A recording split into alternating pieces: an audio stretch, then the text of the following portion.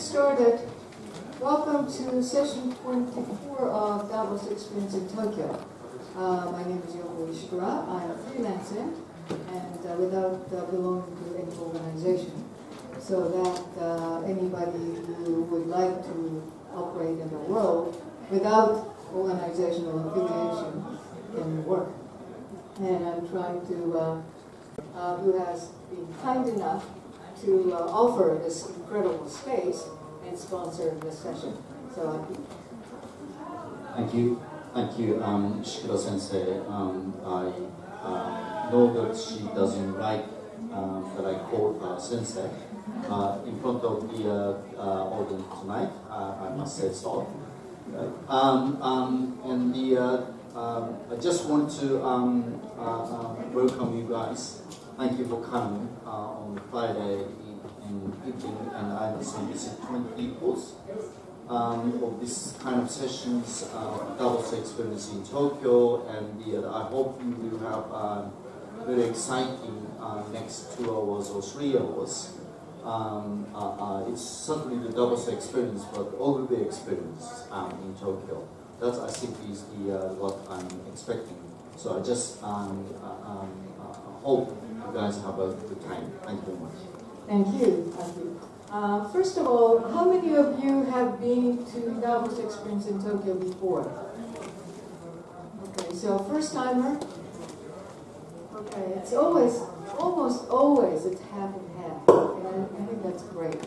And okay, and this session has been very, very popular. So you are very lucky because you were able to register. And I had to cancel. I have to sort of turn down quite a few requests who want to come over here. So I think this shows how you are interested in this type of creative space. First of all, I would like to tell you a little bit about Ogilvy and advertising and brand, which is the topic of today's session. I used to work for ad agency way back, and I was summer intern at one of the ad agencies in New York City, between my MBA first and the second year. And so I was naturally very interested in the advertising industry. And I knew David Ogilvy is like a guru of advertising because he's the person who started Ogilvy Mather, and he's the one who started the soft sell and brand, the concept of brand in the first place. So he really has made this industry, or the brand, the concept of brand. And so what we would like you to think about today is how to make it, the branding very creative in today's world. Because the industry, media industry as well as advertising industry, has been undergoing a major transformation. As I think I just interviewed one of the participants, and he talked about viral marketing. And today, not only in the TV and all these media and print media, we have a lot of different media or different ways of communicating with consumers. And it's not just one way from the client or the companies to consumers. Consumers have a lot of voice, and they have a lot of means to express their voice. So naturally, we really have to think about the ad or communication in a different way. So that's the situation that we're in.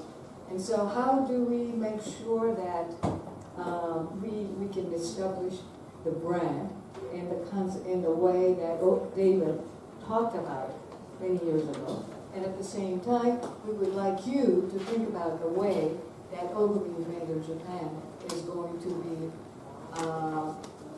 well known in Japan as well. Because the situation in Japanese market is a little bit different from the rest of the world in that you may know Dentsu, Hakuto, and all these media companies. That's what you think of as an ad agency. And what they do is that they buy media, and that's how they make money. But Ogilvy Mather doesn't buy media. That's not their business. They are much more creative, and they get involved in developing the marketing strategy and in a very creative way. But a lot of people think that the ad agency is something that buys media. So how do we make sure that we can let people hear that the Old Green Matter is in a little bit different, unique position. But we don't want to use this session simply for the promotion of Old Green Matter. I would like you to think about your own self-branding as well. So before we get into anything else, I would like you to think about two things. One is, which brand do you like? And the second question is, which brand do you hate? So think about, take a few minutes and think about the brand that you like. You can pick anything. There isn't any particular criteria. It's your subjective judgment. So which brand you like and which brand you hate. And tell us, think about the reasons why you like this one, why you hate the other one. Okay? So let's take like 5 minutes, and I would like you, after you think about it on your own, don't talk to anybody yet. And then, after about 5 minutes, I'll call on you and say, just share your finding, share your idea with the person next to you. So that's how we start, okay? And then after that, we will ask Ogilvy Mather to share with us their thinking, their latest thinking. And then we would like you to break up into the small groups and think about any one of the 3 questions, which I will share with you later on. Clear? Okay. One brand that you love, and another brand which you hate. Okay. Now go.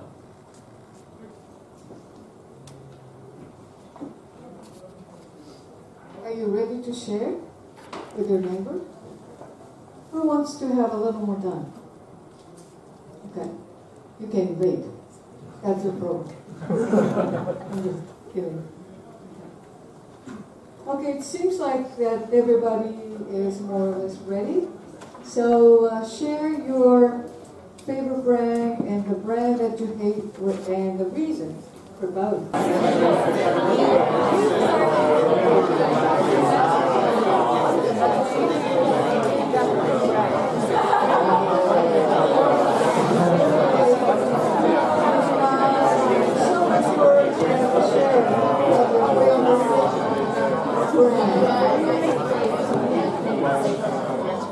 Now I would like to ask Todd Krugman, who's the CEO of Ogilvy and Mather Japan, to share with us their new concept, which is called Big Ideal. I'm not quite sure what it is, but we'll find out. And we'll be asking you to think about Big Ideal later on. So let's hear from Todd. Thank you. Thank you. Thanks, Professor Shikara-san.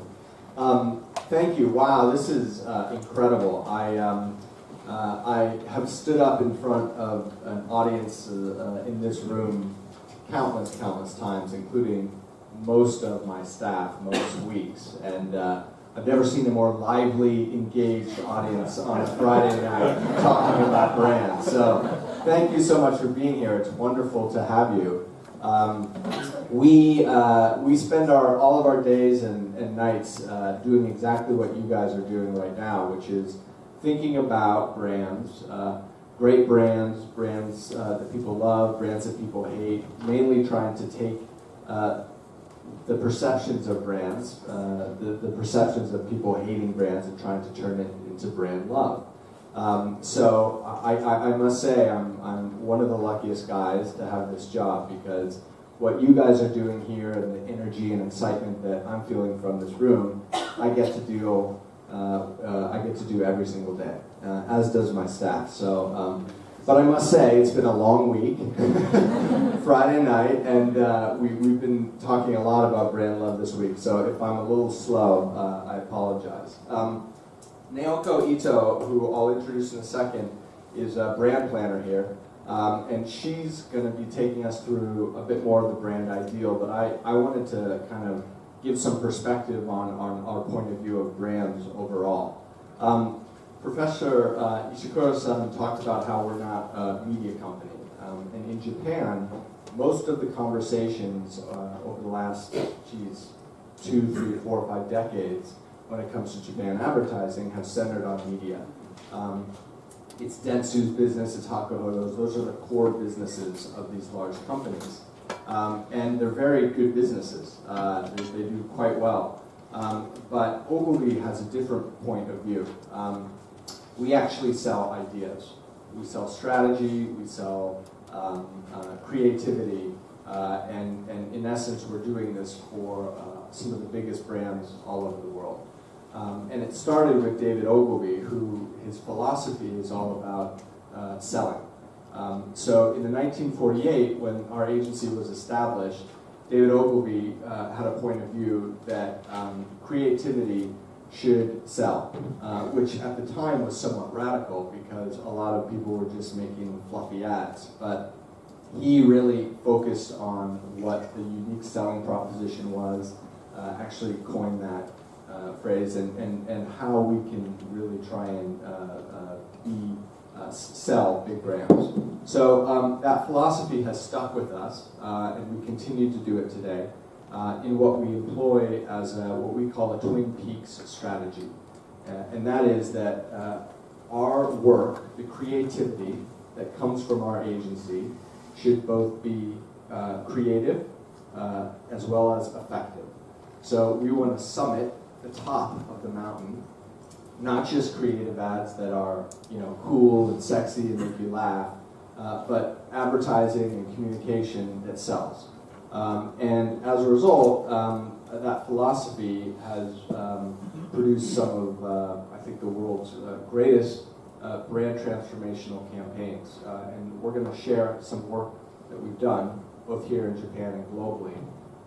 But you'll see that there's always a message of selling. And I think that's very important when you think about brands you love and brands you hate.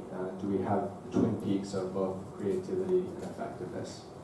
We also use a process which we won't talk about much here, but it's a planning process that we go through with our clients that identifies what their business ambition is, and then around that business ambition, we create a lot of different approaches to what the channel strategy is, what the competitive situation is, what the category situation is, the sales objectives, so forth and so on. So it's quite a comprehensive process that we go through with our clients to help establish the ultimate brief that goes to creativity. Today we're going to be talking about the big ideal. So the big ideal is an exercise that we try and go through with a lot of clients. And that is that we genuinely believe as an agency that brands should have a purpose, that they should stand for something, and that if they stand for something and they have a purpose, it will help be a sort of guiding star for not only the creative that you'll see, the advertising and market, but maybe how they act, the decisions they make as a company or as a brand, new spaces they should go in, so forth and so on. And the way that we set this up and frame it is by combining what the brand's best self is, so what the thing that the brand most aspires to be, with a cultural tension in the world. So we'll give some examples of that a little later and share with you some cases on how that has come to life.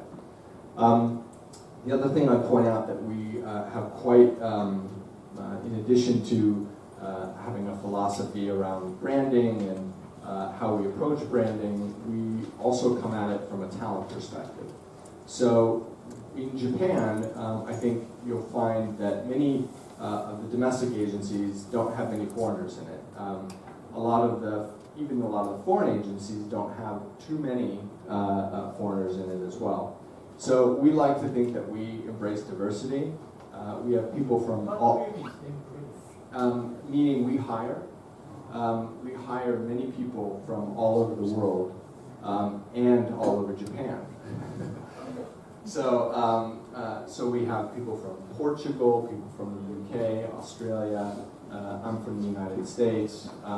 So sort of all over. We really embrace that. And as a network, we actually encourage people to travel all over and try and do as many sort of experiences, work experiences in many parts of the world. So Naoko has been in India. She was there for a year. I've been in Singapore, Hong Kong, Australia, and New York. And you'll find many other people around the network that have been in multiple offices. So that really helps, I think, give a new perspective on work and a new perspective on branding.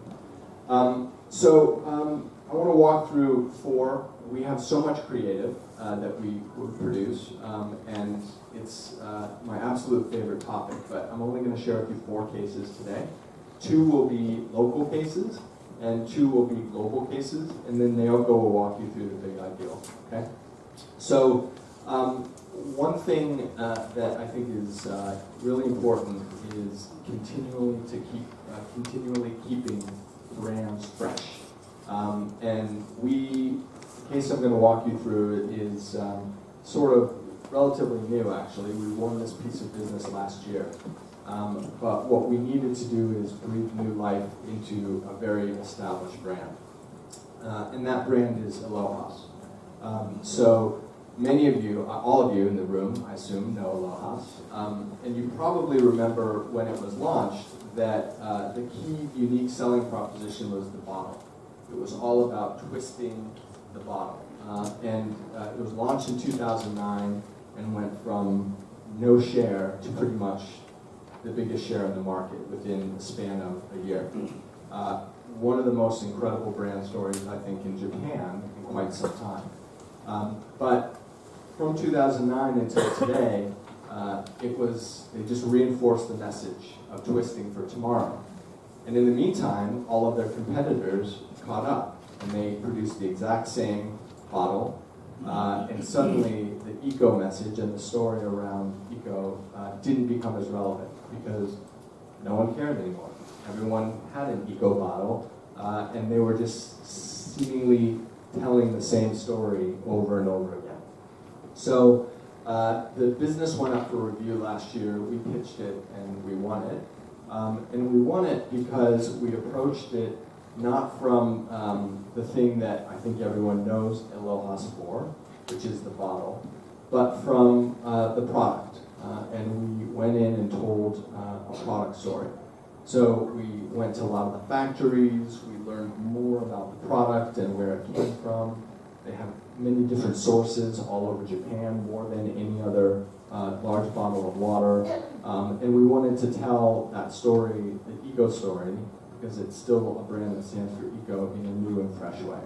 And so here is the spot that we produced. 厳選された日本の水源からの恵み。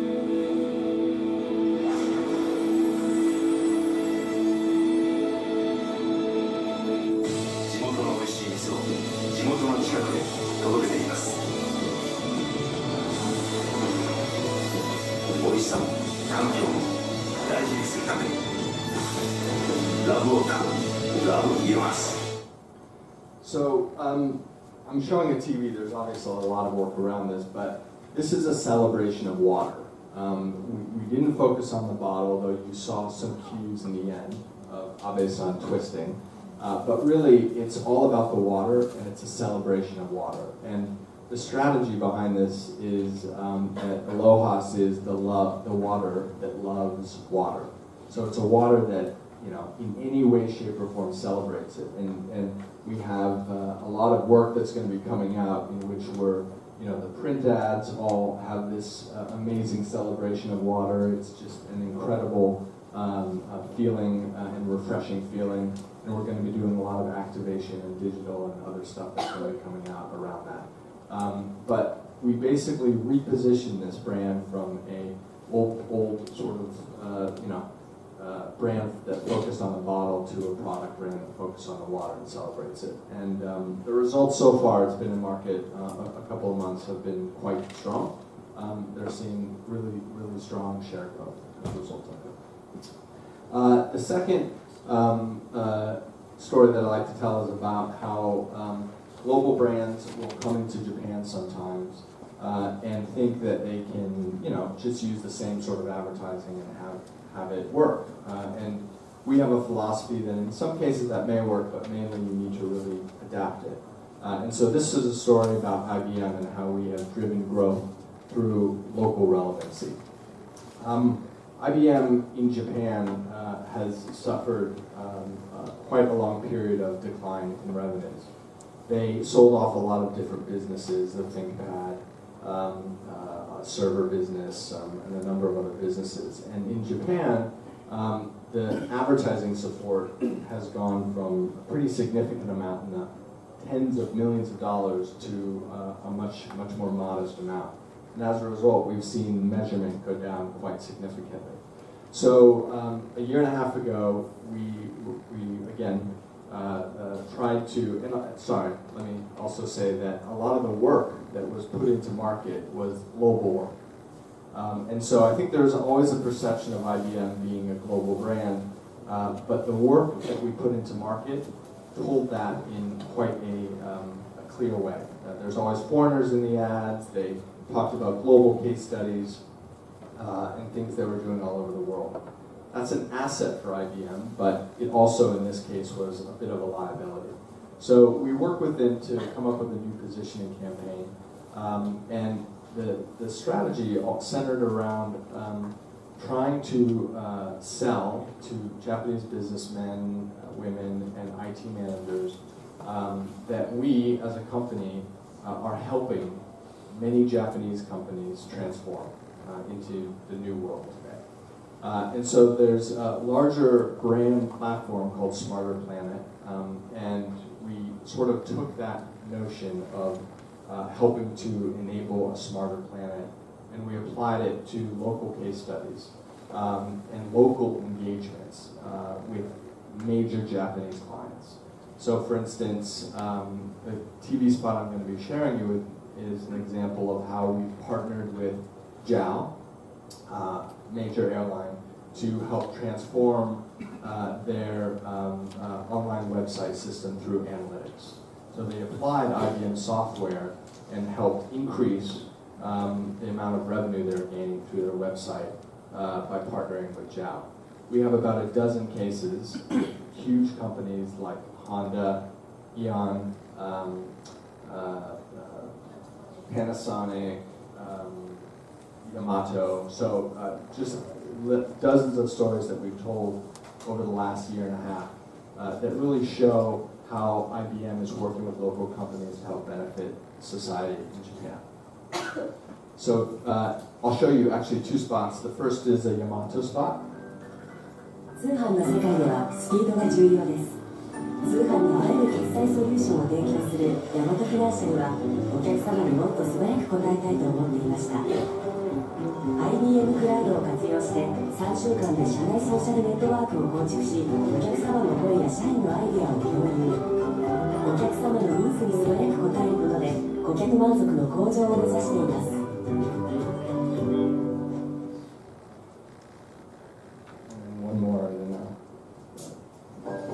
JAL のウェブサイトは1日約50万人のお客様が訪れます。けれども、本当にお客様が望んでいるものを提供できないと思っておりましたので、IBM のアナリティクスを活用してデータを分析することで、JAL はお客様をよりはっきりと把握できるようになり、一人一人に合わせた提案が可能になりました。その結果、ある事例ではオンラインで購入するお客様が10倍に増えました。Sorry, there should have been English subtitles on that one. And so these are just two examples of case studies that we've done. And what this has done for IBM essentially is reposition them in the marketplace, made the brand much more locally relevant because people are able to see that this is a global brand that's helping benefit Japanese society by working with some of the largest companies that I know. And therefore, it's compelling a lot of people to want to purchase. And for the last 8 quarters, they've had growth every single quarter. Our brand measurement scores are the highest in the world right now. And it's the only country, really, that has had such sustained growth for IBM around the world. So it's quite a powerful case for them and for us. Next one is emotion through advertising. It's always an incredibly powerful way to communicate the brand. This is an example of a case study out of the Nordics in which an insurance company wanted to grab the attention of the population and really connect with them in a very emotional way. So it's a heavy topic that they cover, but they're doing it in a way that I think is incredibly inspiring and really positions the brand in a really amazing and unique way. So this is a case study. Let's take a look.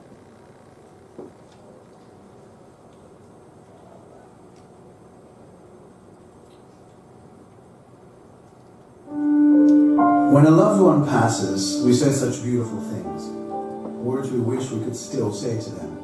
So Dela, a funeral insurance company, started an initiative. Why wait until it's too late? Say something wonderful today. People were given a chance to surprise someone they really care about. Using hidden cameras, we documented their speeches and used them in commercials and for online documentaries. Ik wil graag iets opdragen aan mijn lieve ouders die hier zitten. Bedankt, mama en pap, dat jullie hun leven in Iran hebben achtergelaten voor mij. Om mij een leven te kunnen bieden waar ik altijd van heb gedroomd. En waarvan ik nooit van gedacht dat het werkelijkheid zou worden. Ik wil jullie heel erg bedanken voor jullie moed en jullie doorzettingsvermogen. En voor alles wat jullie voor mij hebben gedaan. Maar ik wil je bedanken voor de mooie jaren hier. En dat niet alleen. Ik ben nu een aantal maanden getrouwd. Die heeft mij enorm geholpen. Dus eigenlijk sta je altijd voor me klaar. Maar ik zeg het niet waar, maar ik hou het van je. Je bent een super zoon in moeilijke tijd. En een gewoon. Dankjewel, lieve jongen. Waarom zou je eigenlijk wachten met iemand bedanken als het over nu kan? Geld doen voor de rest niks, maar als ik dit zo bedanken krijg, dan vind ik het fantastisch. We also created newspaper ads with just one word, dear. People were inspired to fill in the rest, to show their love. They could upload these thoughts on our special website. Using the messages written on the ads, we created outdoor posters.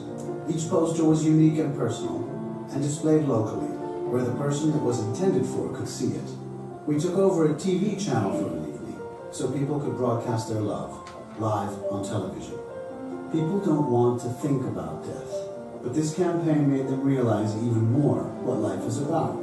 For the first time ever, a funeral insurance company achieved a position among the top 10 best-known brands in the Netherlands. The amount of insured capital grew by 50%. But more importantly, Holland became a little more loving, thanks to our message. Why wait until it's too late? Say something wonderful today. So I think that's quite an inspiring message for an insurance company, and certainly emotion as a way, powerful emotional ads always have strong resonance with consumers, and we've seen it time and time again. So I was going to show one more case, but many of you probably know it, the Dove sketches. You can show it later. I'm going to hand it over to Naoko, who will take us through the big ideal and see how the brands that I have just talked about, how we sort of outline that for the purposes of tonight. So over to you, Naoko.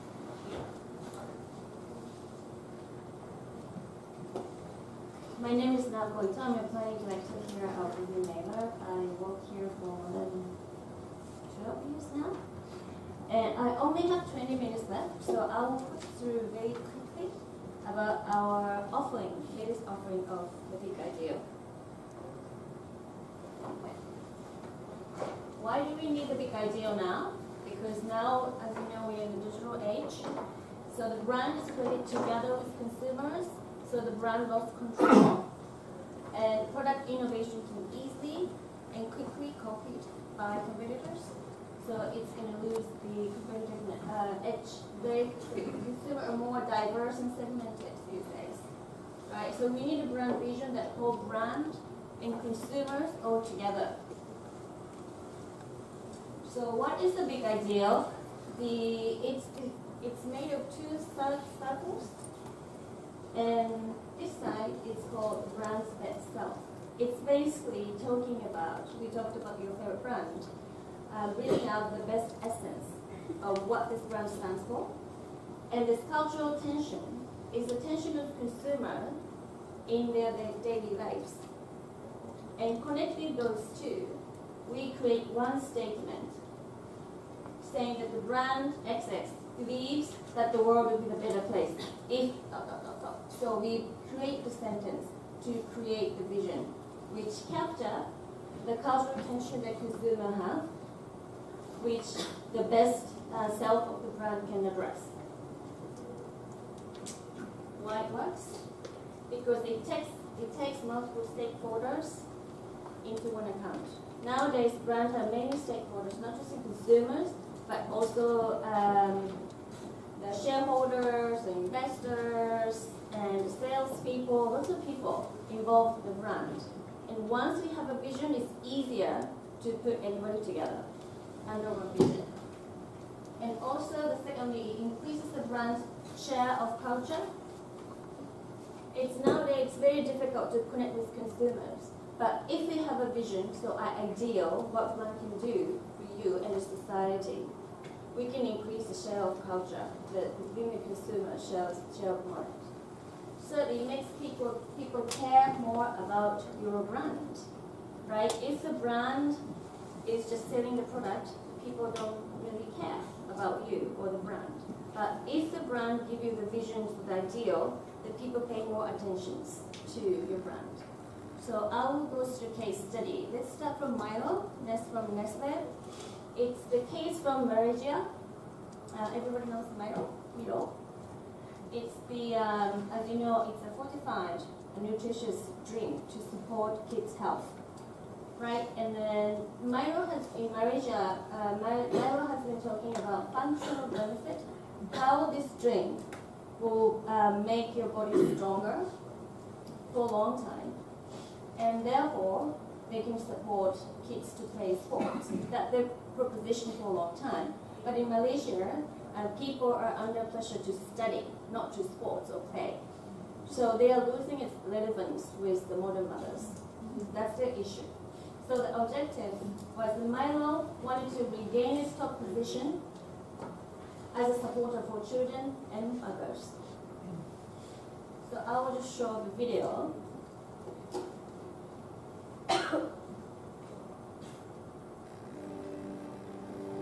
Life in a developing nation is fast-paced and competitive. This has caused Malaysian parents to have high demand for their children to excel. Due to this intense and undue pressure to succeed, growing up has never been more difficult. For mums and kids, parents have forgotten to include time to play into their child's schedule. This has led to high stress levels, increased obesity rates, and a competitive streak, all found in children. Sports teach children important life values, lessons that can't be learned from books alone, lessons that shape the person they'll be in the future. For over 60 years, Milo has nourished Malaysians with our nutritious, energy-giving chocolate malt drink, fueling everyday victories on the road to success. Milo's Play More, Learn More was a fully integrated marketing campaign aimed at educating parents. We wanted them to enable their children to learn the lessons that are taught beyond the classroom, believing the world would be a better place if people realised play is the essential work of childhood. Milo showed how sports are essential to empowering the future generation by engaging opinion leaders and parents alike. This campaign reached out to the nation and parents with the message that children should be allowed to explore and learn through outdoor activities and sports. Milo's Play More, Learn More was carried out through press ads, radio, outdoor billboards, and a television commercial that moved hearts. Can I make friends for life? Can I see what it's like to be a hero? Can I lose and find the strength to come back for more? Can I find what you need to keep going? Can I face my fear? And can I be Milo. Play more, learn more. The campaign extended to activation. We asked parents to sign a pledge for play. We received over 10 million signatures. Milo worked closely with Malaysia's Ministry of Education to fulfil the need for sporting facilities in selected schools. On the ground, Milo provided coaching clinics and energy trucks in rural areas, with fun activities designed to get children to come out and play. The consumer response to the campaign hit an all-time high, pushing Milo ahead of its competitors to become the brand people could relate to the most. And despite a challenging year for the economy, Milo market share increased, growing faster than the market itself. Milo continues to be a voice of inspiration to parents, as well as the nation, encouraging them to let their children play more. Some of life's biggest lessons start with one simple question: can I go out and play? So go on, let them play. Okay, so this is the Milo case. So instead of talking about the functional benefit, they talk about their visions, how they want to support children, and their future. So this is the big ideal. I'm running out of time, so I will skip it. I'm sure you understand from the video. So this is the printer. And moving on to Louis Vuitton. As you know, Louis Vuitton is a luxurious brand who makes very expensive bags and fashion goods. And their issue was that Louis Vuitton was once extraordinary, amazing, luxurious brand that people aspire to, but it started losing a little bit of its prestige as everybody, start bringing their bag and walking around Shibuya and stuff like that, and they become just another expensive fashion brand. So they wanted to become more than a fashion brand. So it wanted to establish the proposition that no other brand can never copy. And they did it in a way that they use its heritage, which is around travel. And I don't have a video for this Louis Vuitton case, but the cultural tension was that the pleasures of mass travel have turned the once extraordinary experience of travel into ordinary. In other words, that once upon a time, travel was very romantic, very special, but now that everybody travels, just hopping around, touristic place, everybody can go. So it became a mass product. And what Louis Vuitton can do as a brand to address this tension, as you know, the Louis Vuitton started the brand with the trunk bag a long time ago, that they support travel. Right, so they wanted to embody the romance of travel in beautifully crafted luxurious goods. So the big ideal, Louis Vuitton believes the world will be a better place if we live it as an exceptional journey. So based on this big ideal, they come up with the brand manifesto statement. So Louis Vuitton has been telling a historical journey for over 150 years. The journey moves people, journey discover new self, and expand horizon with new encounters. No wonder people with the most interesting topic have rich travel experience, because life is a journey. So we come up with a series of print advertising featuring very famous celebrities, and they travel to the spot they have special memory. They go back to their where their life started, or where life changed. So for example, Sean Connery, he went back to the first location set when he started James Bond movie. And Gorbachev, he has Louis Vuitton bag, and this is he was driving through the Berlin Wall. It's a very special moment for him, obviously. And Angelina Jolie, he went back to Cambodia, where her life is practically changed.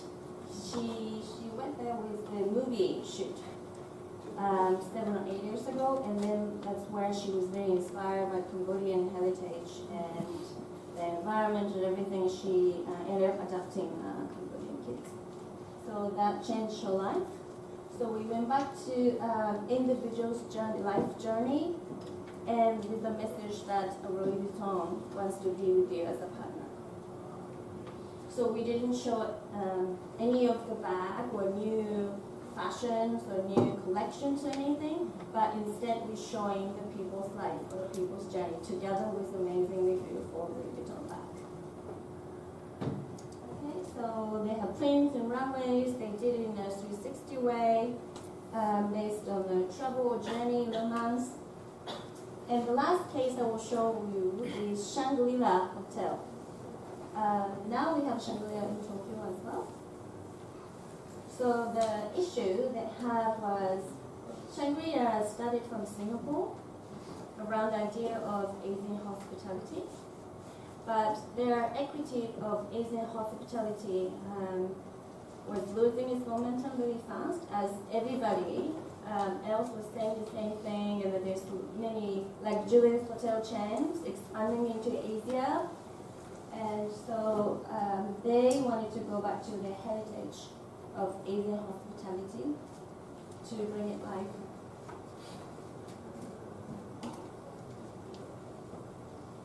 Show you the video.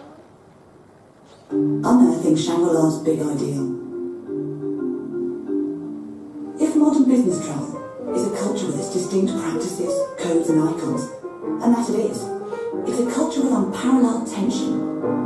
Up in the Air has captured brilliantly the alienation and emptiness of airline lounges and golden cage hotels, always arriving alone and leaving alone, and miles away from home for the 5th time in 5 weeks. This is a culture that isolates, alienates and dehumanises the individual. So how important are the chandeliers, lobbies and awards now? We always say that hospitality comes from the heart, not from the rule book. So we ask all of our colleagues to treat our guests as if they're guests in their own home. This is something that we hadn't heard before in this category. This is about treating the guest not as king, which is the category norm, but as king, which we felt was probably the deepest definition of hospitality, from the heart. So we found that Shangri-La already had a big ideal built into the fabric of their company. Shangri-La believes the world would be a better place if we all treated each other like family, and this big ideal inspired emotive and relevant creative work.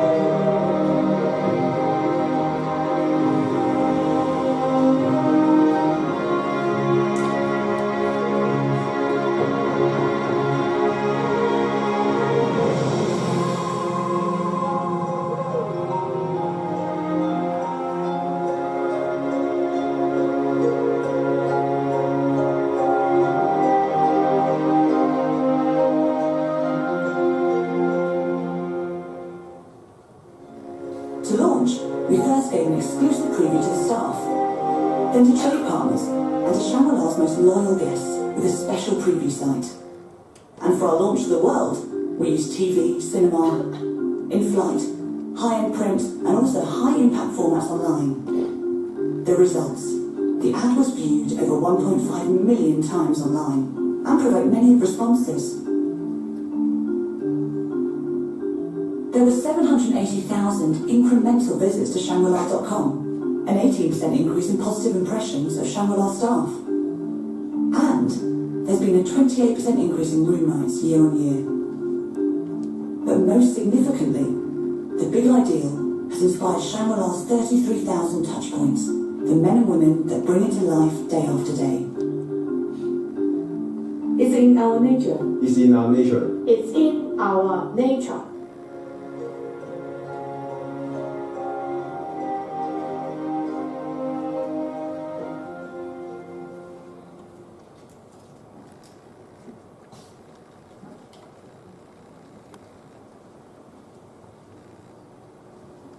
So this is our last case. I'm sorry I was very quick. But what Shangri-La did was they captured the emotional, the travelers, business travelers' tension of feeling alone when they traveled. And then also the brand treat guests as king, not as a king, is the best way of expressing the Shangri-La's brand best self.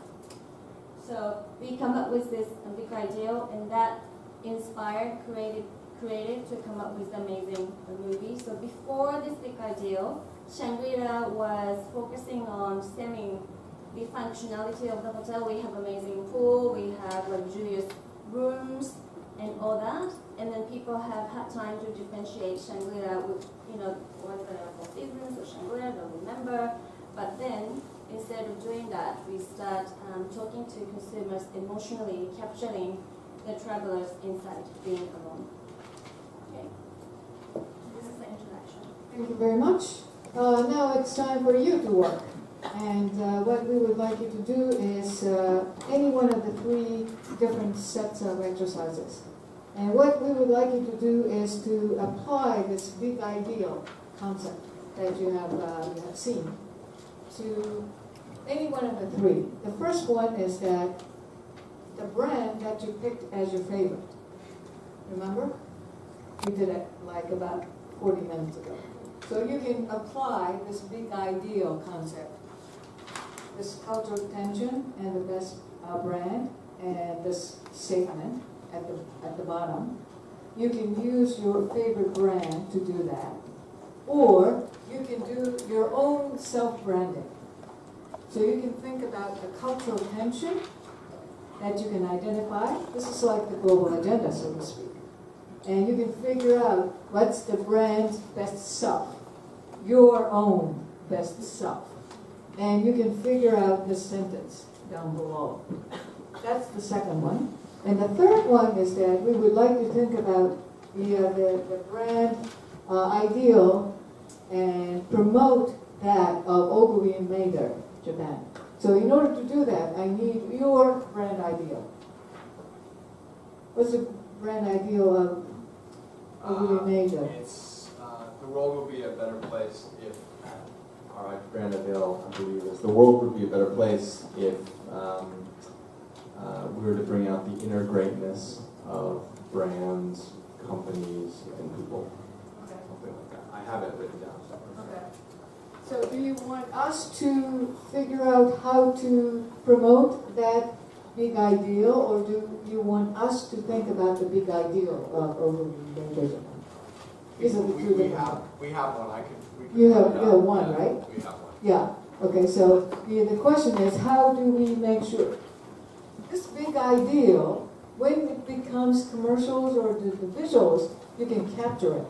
And I think to me, it's understandable once somebody explains it to you. But if it's not explained, it's rather difficult to understand. So the question or the challenge for this group who picked the Oguri Maeder is that how do you make sure that the people get the idea of Oguri Maeder's big ideal and simple, sort of capture their emotion? Is it clear? Okay. If it's not clear, you can start working and you can ask questions. Because if you are from Oguri Maeder, please raise your hands. Okay, we have quite a few people from Oguri Maeder, and they can help you for the Oguri Maeder group in particular. Okay? And we have 6 stations, so to speak, and 3 topics. So let's figure out, and we do have this form. Can you use that one too? Okay, these two, let's do the favorite brand. And that one, and where is, probably we can use, oh, okay. This and that is your favorite brand. And that table and the one over there is your own self-branding. And that table with some water bottles, and this one, which I will clean soon, you can use it for the Ogilvy's brand, Big Ideal. And you can take your chair, even though it's a little bit messy, so you can just stand up, get up, and go to whatever group that you would like to go. And you have about half an hour or so to develop this Big Ideal. And for the group who has picked up the favorite brand, we're going to have to decide on which brand we're going to do. Because each one will have about 5 or 6 people. And if each one will do their own, I think it's going to take forever. So pick any one that you would like to do as a group. And after about half an hour, I would like each group to report back what you have come up with. Because it's not just So clear for us?